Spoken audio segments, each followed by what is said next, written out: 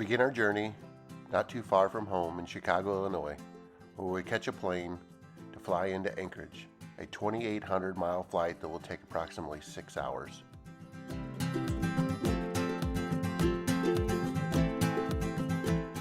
There's 6 of us along for this journey: Bill and Deb from Cattywampel Overland, and Michelle's brother Rod, and our sister-in-law Shannon.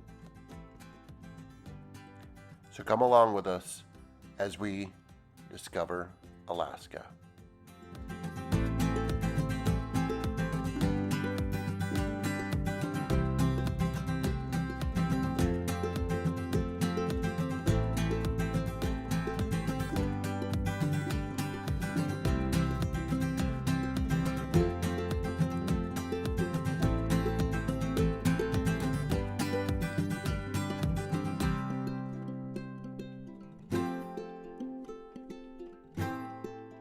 Making our final descent onto Anchorage, we were all excited to be back on the ground, and we had to grab a few photos in front of the Alaska sign at the airport.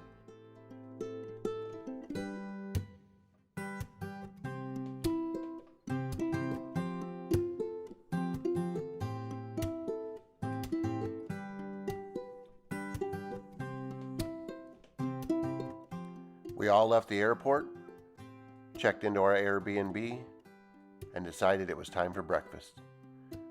So we took a short walk up the block, all together in the rain, to grab some breakfast at Snow City Cafe.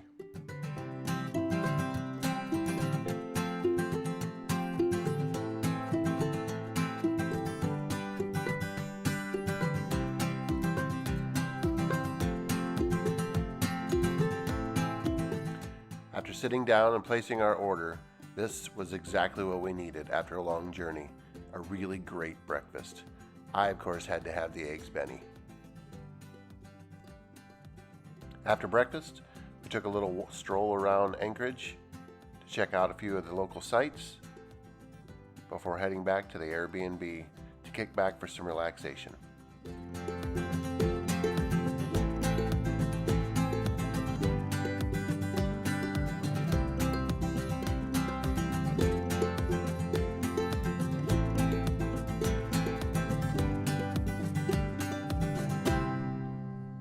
After spending the late morning, early afternoon, relaxing and napping, we decided to catch an Uber for dinner. We were going to head over to a local place called the Moose's Tooth.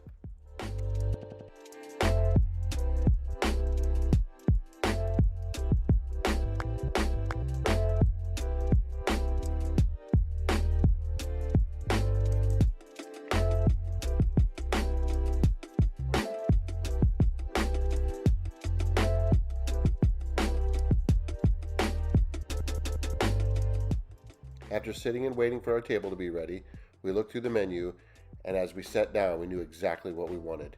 We each ordered a little bit of something different off of the menu so we could try all the varieties of pies that they had to offer. They were delicious.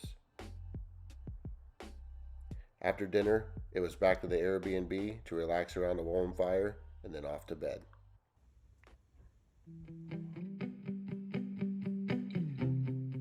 After a good night's rest, it was time for some coffee, check out some more of the train action we had out front of the Airbnb, and then off to get the rentals.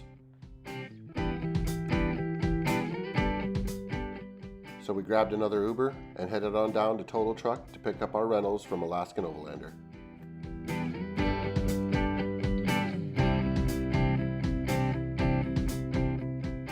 After arriving at Total Truck, we decided to take a little walk around on the inside to see all the accessories they had to offer in the truck overland camping space here in Alaska.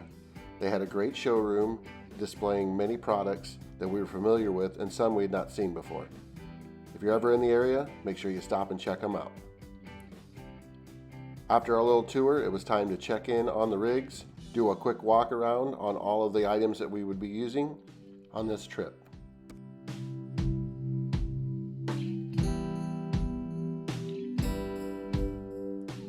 All of our rentals were almost identical. They were Toyota 4Runners with iCamper tents, ARB drawer systems, and Dometic refrigerators. We had all of the kitchenware that we needed and bedding to sleep comfortable. We want to thank Brooke at Alaskan Overlander for showing us around the rigs and getting us started on our journey.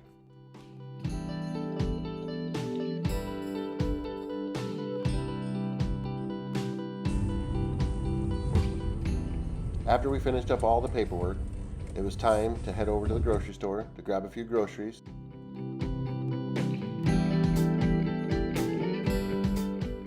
And then we hit up one of the local bakeries as we headed out of town. I feel like no trip is complete unless we have at least a dozen donuts with us as we begin it.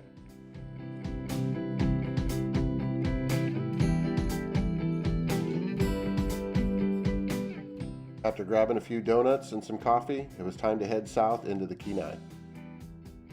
Right away, we were treated with some fantastic views as we traveled along the Cook Inlet.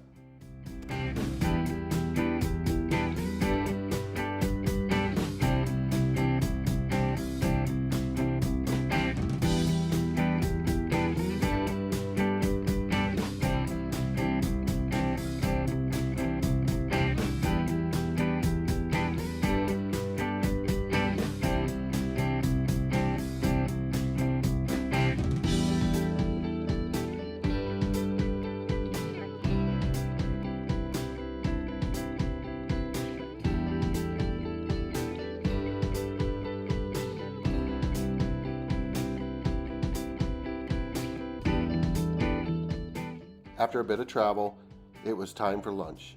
We made our way into the small town of Girdwood.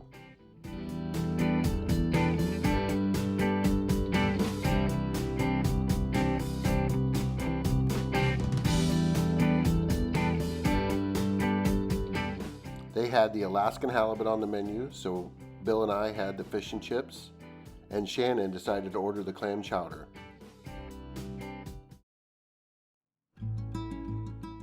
After lunch, we continued our travels north in search of more adventure.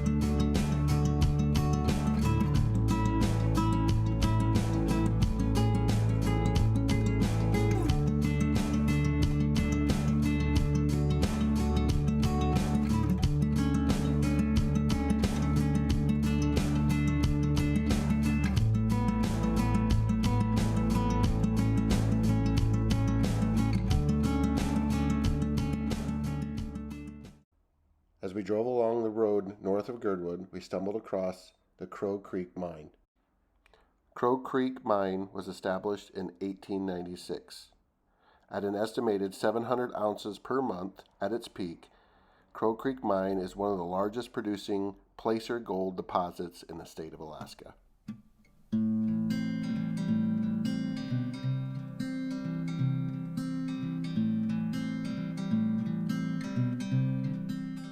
The property is still producing gold and offers a great experience for families and more experienced prospectors. With a bit of work and a little luck, you may find yourself coming down with a severe case of gold fever.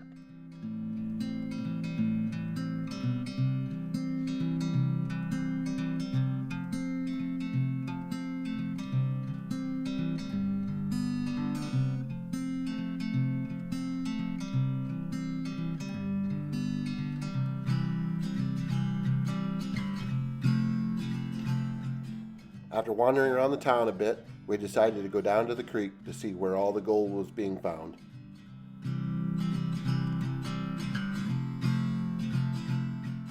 After taking some time at the gold mine, it was time to get back on the road in search of a beautiful campsite.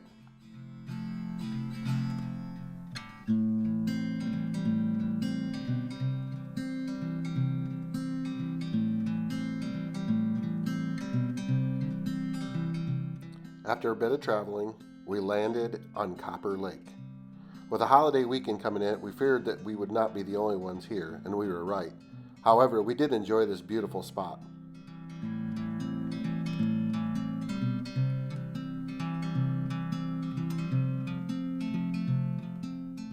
After setting up camp, we chatted with a few of the locals who were very interested in our setups. The four runners with the rooftop tents drew quite a bit of attention. We enjoyed a little bit more of the sunshine and this beautiful setting along Copper Lake.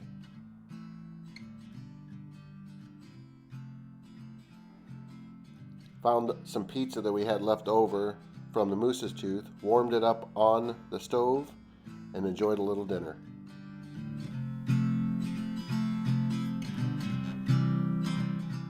Later, we set up the annex room to avoid some of the bugs, fired up the propane fire pit, and sat around into the evening just chatting about the day.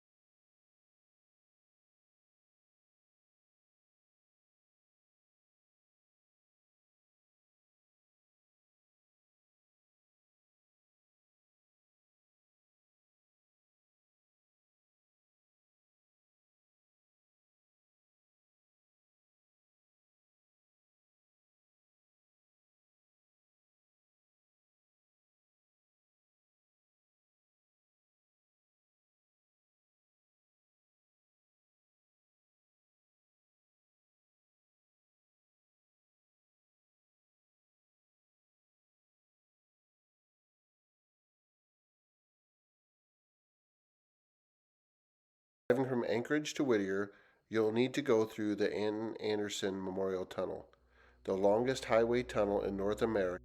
This one-lane tunnel must be shared by cars and trains traveling in both directions.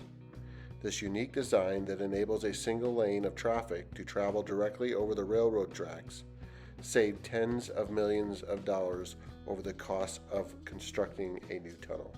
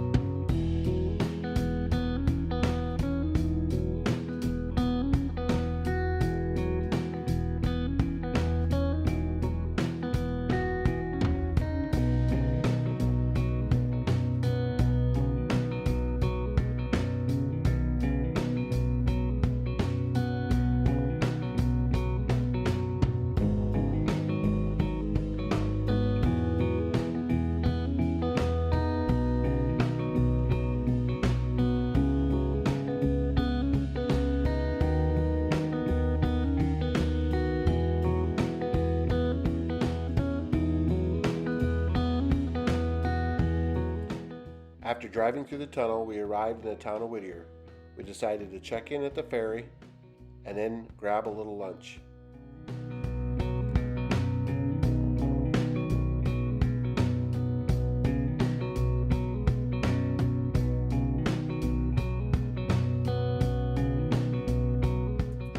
After getting all settled at the ferry, we decided to take a little walk down the street to the Swiftwater restaurant where we would have a little lunch.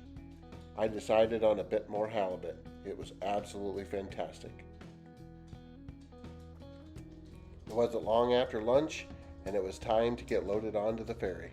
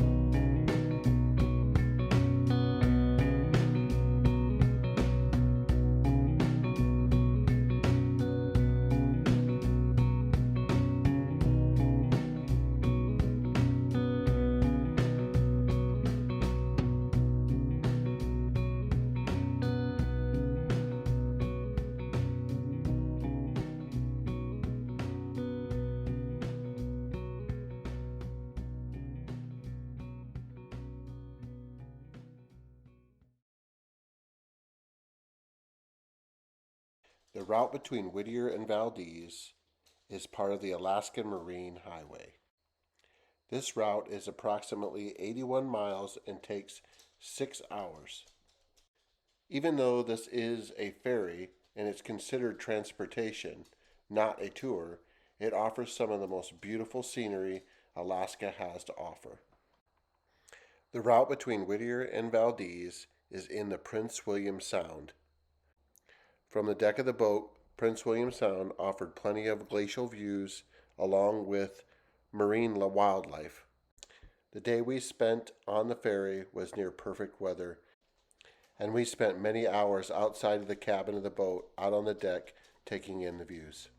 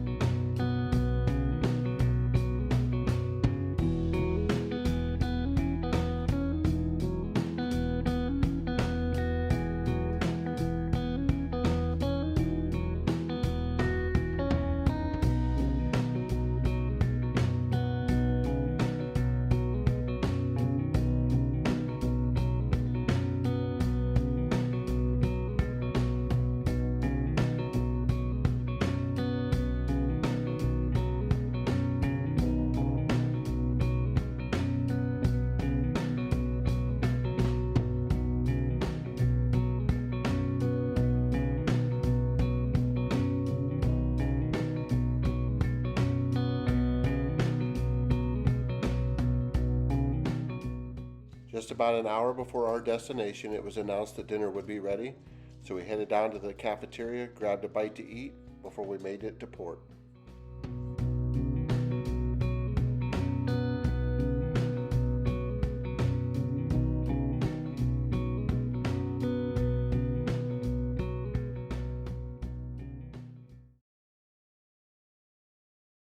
Once we arrived in Valdez, it was time to make our way to our vehicles and exit the ferry. Once we exited the ferry, we traveled north to find camp.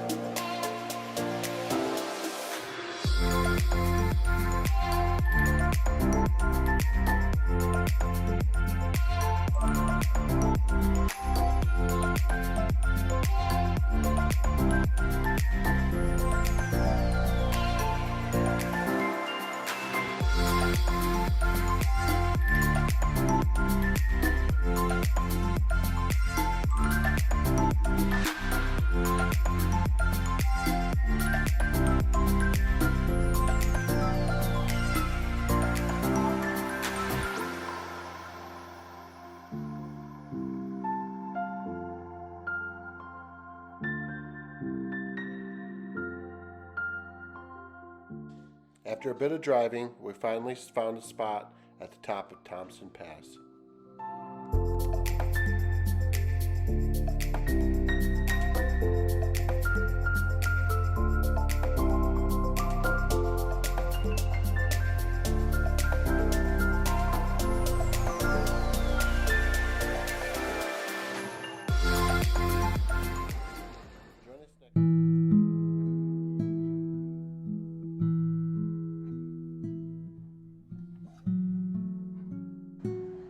Welcome back, everyone.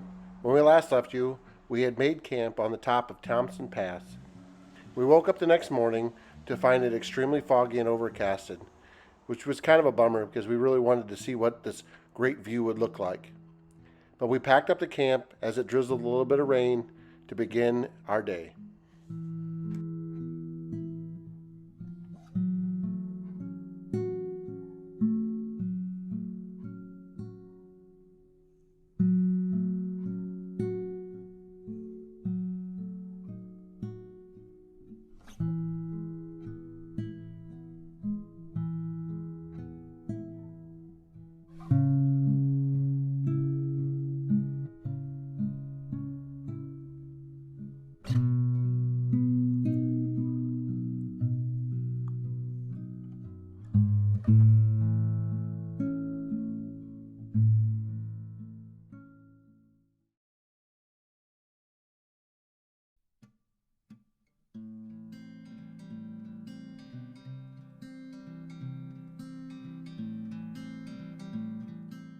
We hadn't been on the blacktop for very long when we stumbled across the Worthington Glacier. So we decided to stop and take a small hike out to the glacier to get a closer look.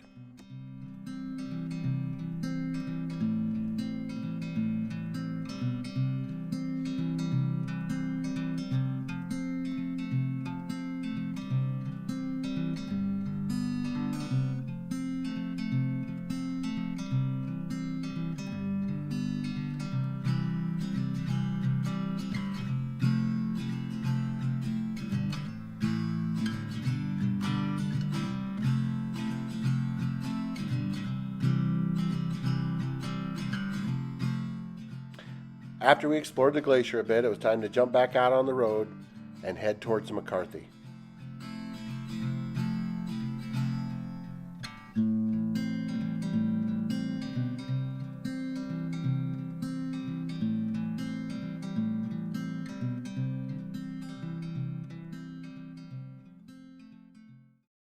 As we made our way down the Edgerton Highway towards McCarthy, we stopped at Kenny Lake. Here, we would take some showers, do a bit of laundry, grab some fuel, and then a few snacks that actually would be named appropriately for the trip we were about to take.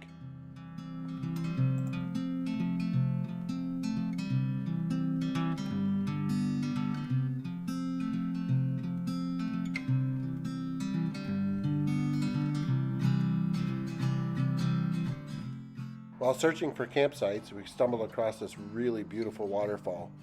It was great to just stop for a minute and stretch our legs.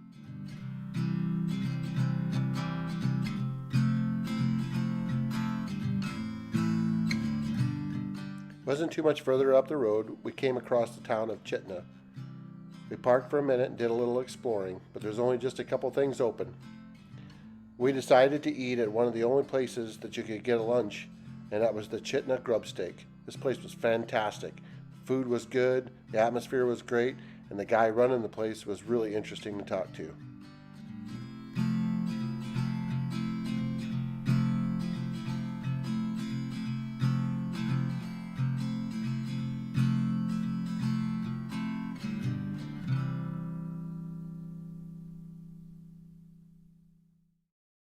Shortly after leaving Talkeetna on our way to McCarthy, the road turned from broken pavement to dirt. But the scenery was absolutely stunning.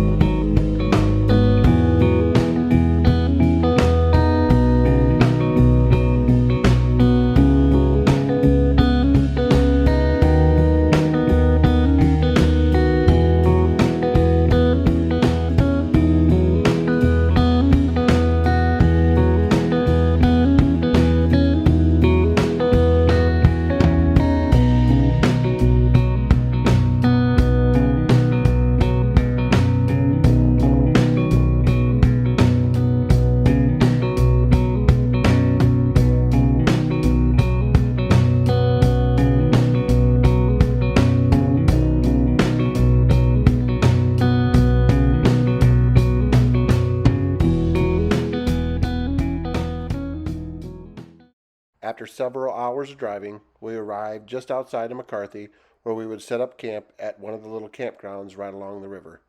This is a beautiful spot and only cost us a few dollars to stay here. We were really excited about taking and walking across the bridge to McCarthy to explore. Plus it was dinner time, so we decided to hit up one of the local fairs, the Potato.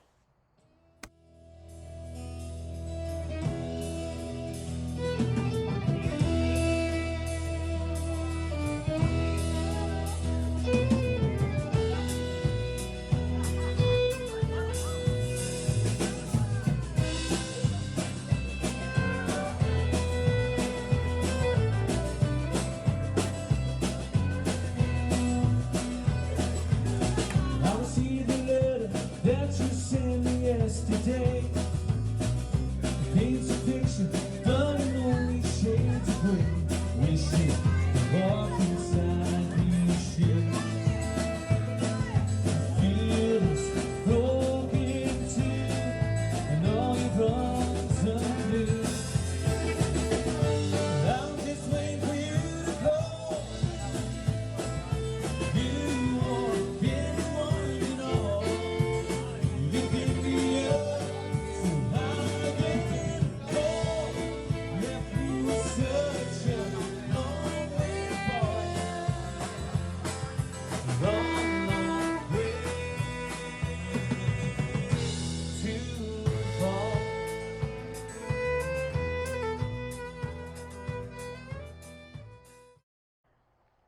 After exploring McCarthy a bit, we took the walk back across the bridge, enjoying a few of the views.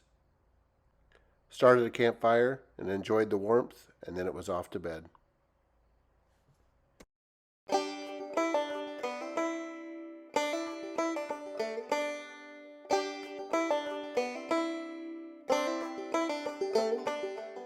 The next morning we got up, enjoyed a little bit of breakfast, and huddled around the campfire for a bit.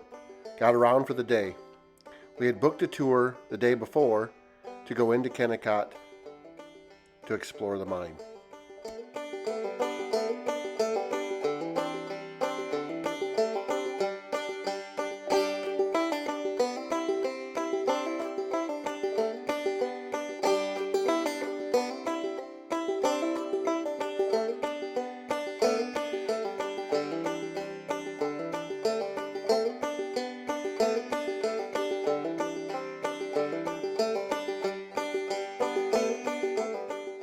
Unfortunately, we won't be able to show you Kennicott due to YouTube restrictions on national parks. But take it from us, it is absolutely worth a visit if you're in this area. So the only thing you get to see is the bus ride up.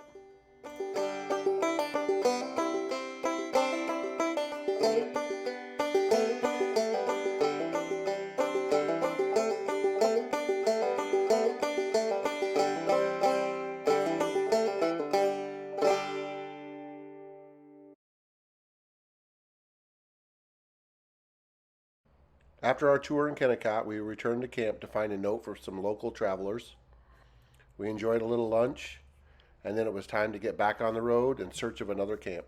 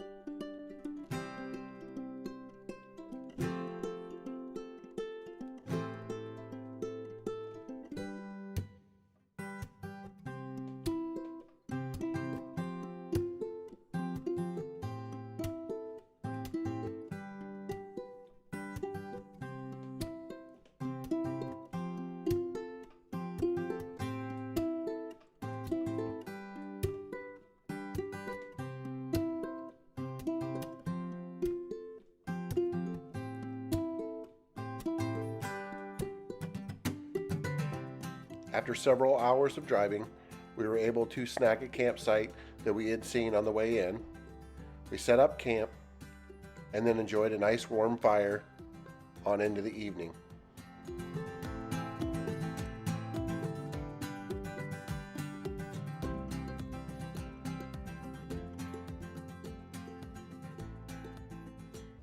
We woke the next morning, had a little breakfast, and then it was back on the road.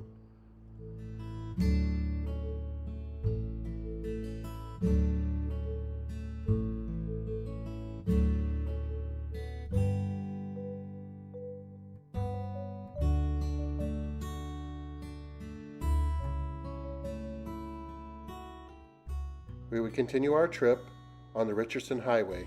We had our sights set on the Castner Glacier.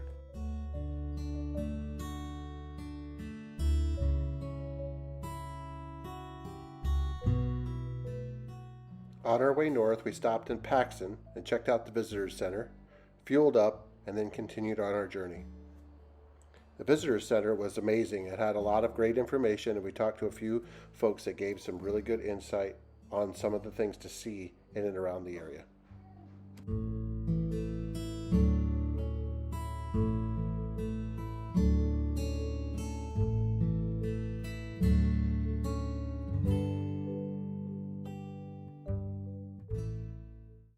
After spending all morning on the hard pavement, we decided it was time to get off the road and get onto some gravel and some trail.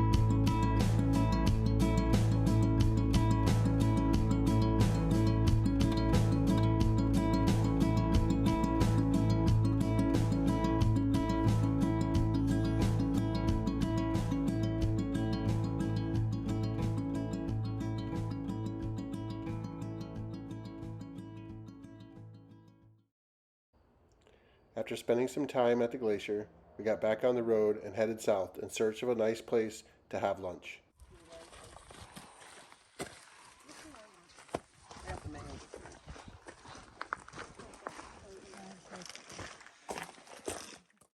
After lunch, Rod had decided he had not gotten close enough to the last glacier and needed to be just a little bit closer. So we went on the search for something that we may possibly walk right up to. And wouldn't you know it, we found it. The Castner Glacier Ice Cave is just a short walk off the end of the trailhead from the Richardson Highway. This is an amazing opportunity to get right up close to a glacier. There's a cave here also where a river runs through it. This may have been the highlight of the trip for my brother-in-law Rod. He really enjoyed getting right up close to this glacier.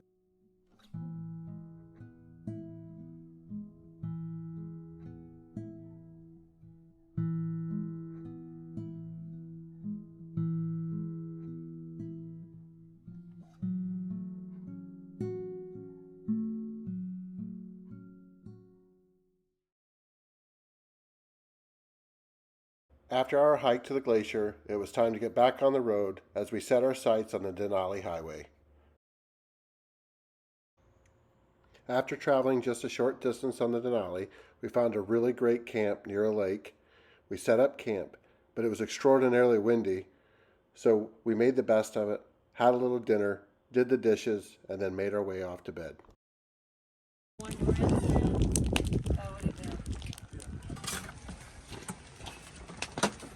This is the new way of working.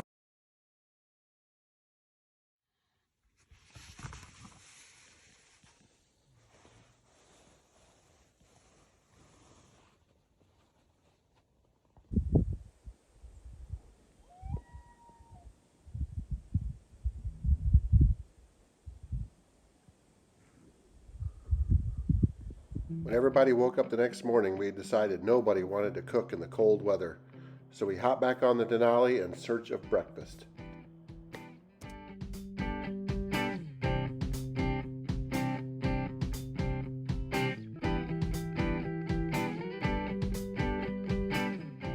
It wasn't very far up the road we ran into the Tangle Lakes Lodge. Hot coffee and a great breakfast from a local family.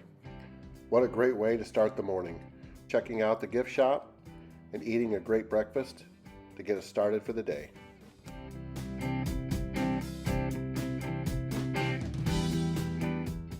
After breakfast, it was time to get back out on the road and explore the Denali Highway.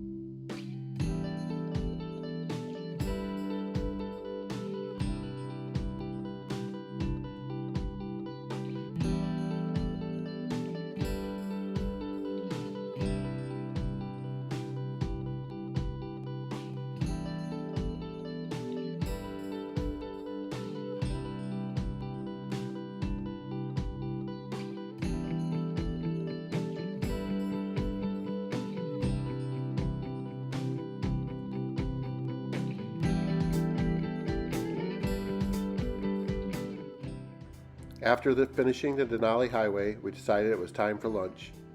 A little bit of salmon soup and bread, cinnamon rolls. Oh, it was so good. If you feel like that's all we've done on this trip is eat, you're probably right. But isn't that half the fun? This portion of the video is when we visited Denali National Park, but unfortunately, we can't show you that. After our national park visit, we decided to head out towards Petersonville to find an epic camp.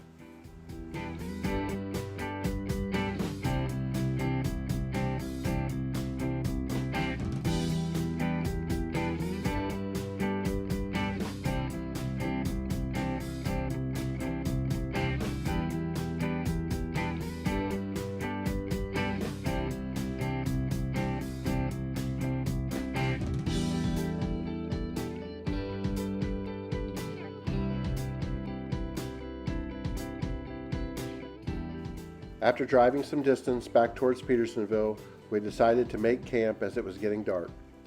It was my turn to make dinner, so I decided that a little pasta sounded good, so spaghetti it was.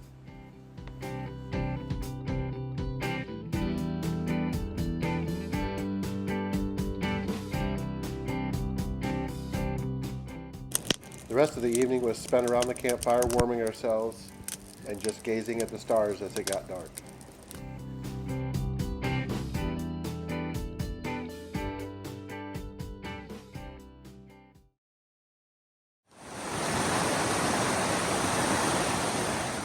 We woke to a beautiful morning and took in some of the sights, and to our surprise, we were actually able to catch the backside of Denali.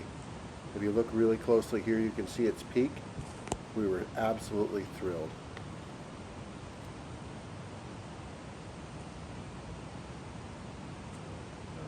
After breakfast, we made our way out of Petersonville and headed to the town of Talkeetna.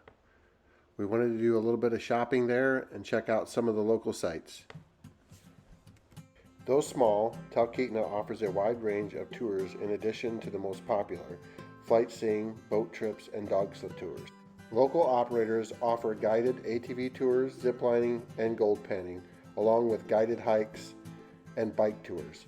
The opportunities for adventure from Talkeetna are endless.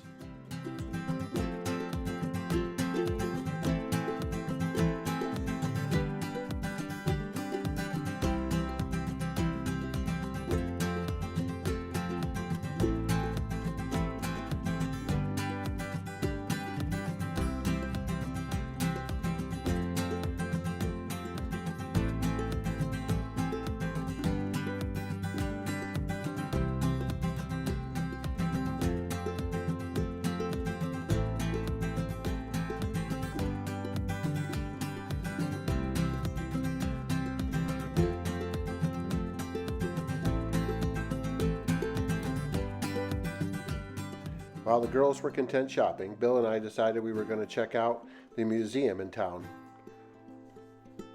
The museum offered all kinds of history about Talkeetna and the surrounding areas. We really enjoyed looking around.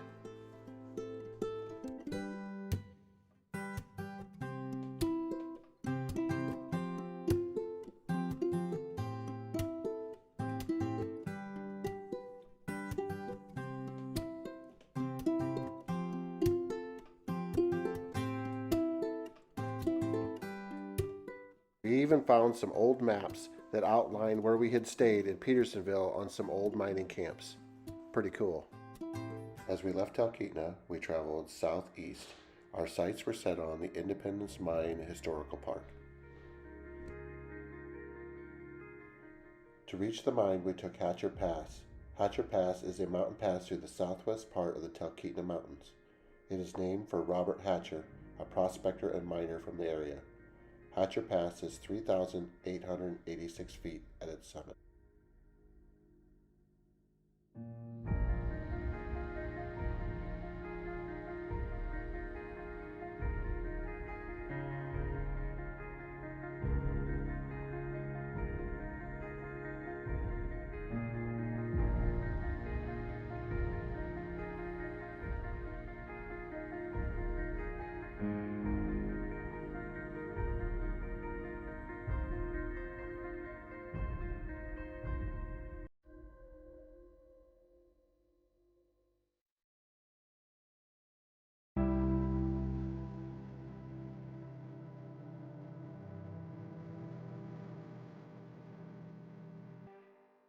Independence Mine, a mining history that dates back to 1897.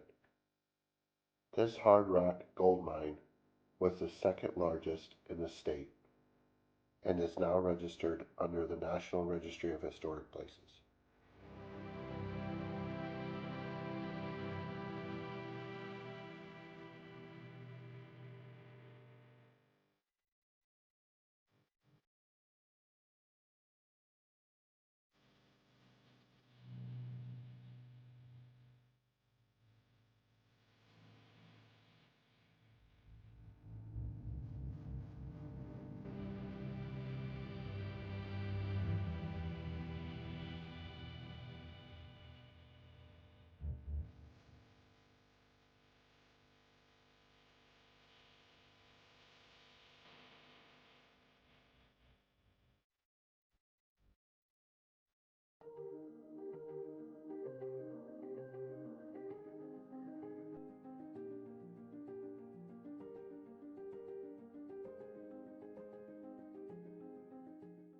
After exploring the Independence Mine, we made our way back across Hatcher Pass to find a great camp that we had spotted on our way in.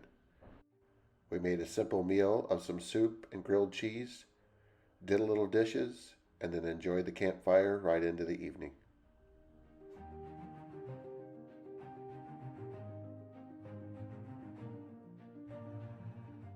We woke the next morning with a dishpan full of ice, so we decided to let somebody else do the cooking for breakfast.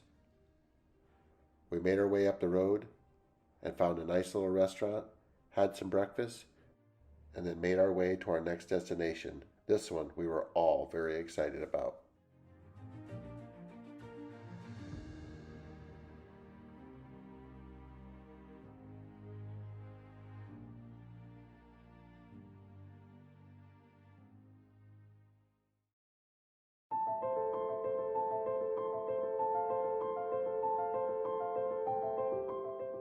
Dog sledding has been a form of transportation for hundreds of years.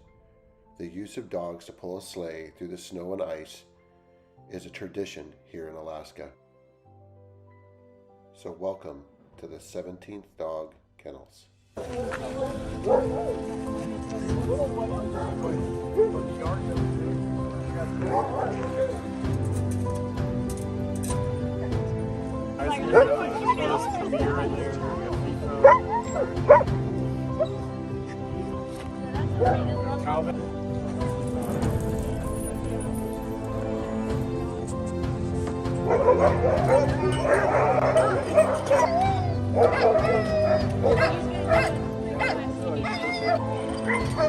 Dogs are awesome, non-verbal so just a simple, action of doing something that they already know what's happening. That's what we did go to the front.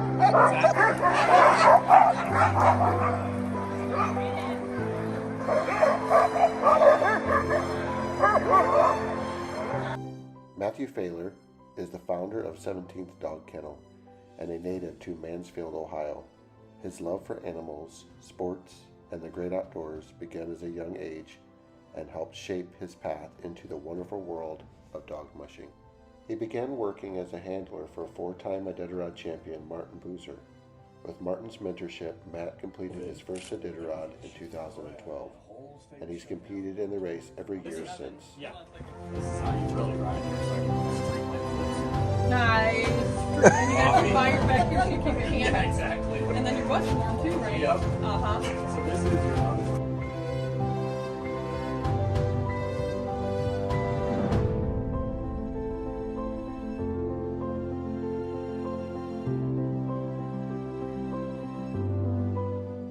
This was probably one of the most amazing experiences that we had on our trip to Alaska. We encourage everyone to stop if they're in the area and check out 17th Dog and Alaskan Husky Adventures.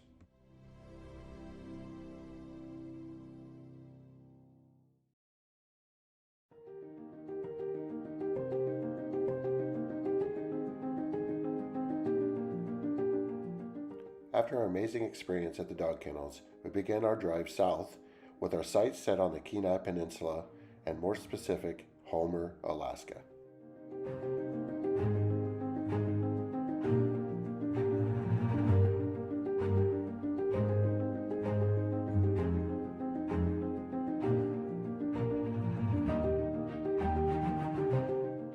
As we traveled south of Anchorage along the Cook Inlet, we were treated with a view of beluga whales.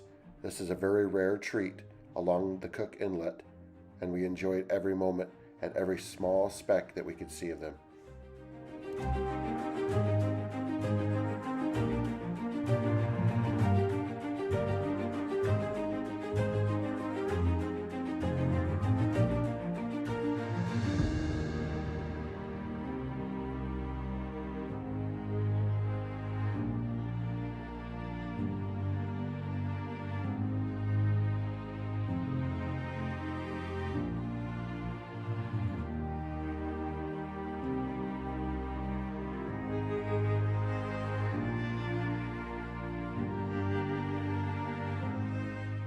We stopped in the town of Kenai to get a little something to eat before we made camp.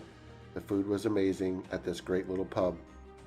Michelle had their chicken wings and I had their Reuben sandwich.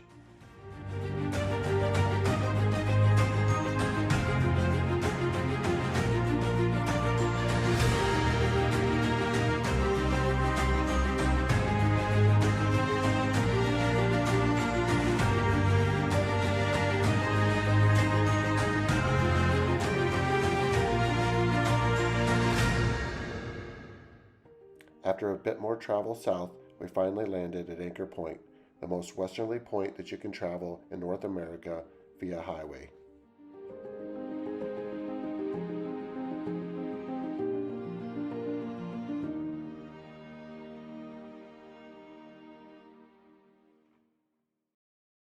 After a bit of treasure hunting on the beach, we made our way back to camp and built a nice big warm fire to spend the evening chatting about the day.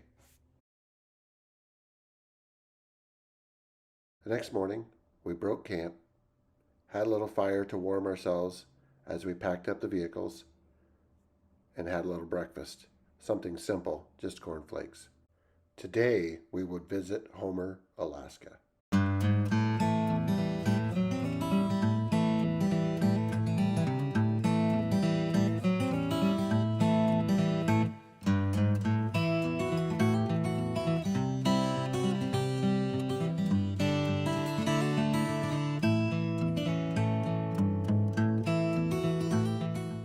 Homer, Alaska, nestled along the breathtaking shores of Kitchamack Bay, is the halibut fishing capital of the world.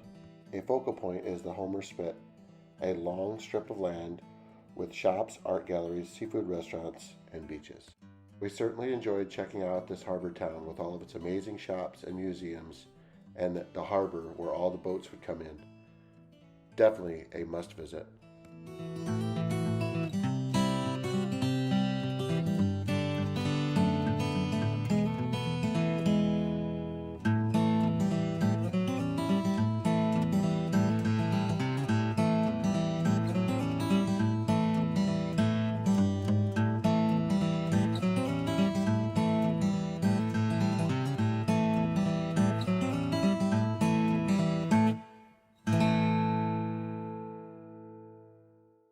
This would be our final day in Alaska, and one thing we had not seen was a moose. Until we did. This rather large female moose was spending its time devouring whatever it could along the roadside. So we stopped and took a gaze at her, a few photos, and then began our trip back to Anchorage. What an exciting thing to see up close and in person.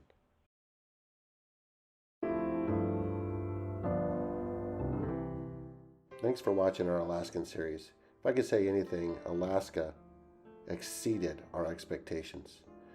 But I have to say, unless you have good people to do adventures with, it really isn't as enjoyable as you might think. Thanks to Bill and Deb from Cottywampo for going along with us, and of course, our brother-in-law and sister-in-law who always are up for an adventure. See y'all next time.